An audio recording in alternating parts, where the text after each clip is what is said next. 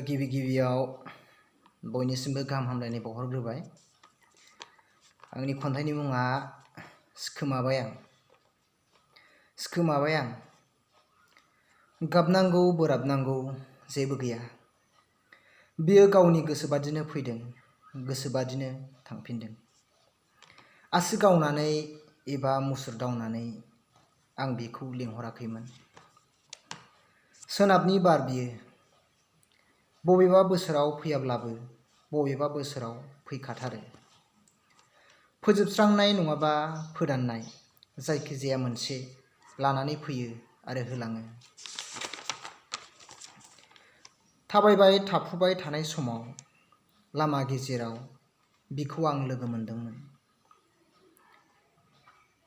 थाबायबाय थाफुबाय थानाय समाव लामा गेजेराव बिखौ आं लोगो मोनदोंमोन।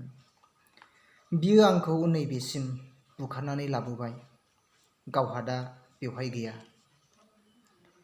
आंनि मोखां गन्थं, आंनि आथिं आखाइ मोनसेबो दोलानाय नोंसोर नुनाय नङा। आंनि मोखां गन्थं, आंनि आथिं आखाइ मोनसेबो दोलानाय नोंसोर नुनाय नङा।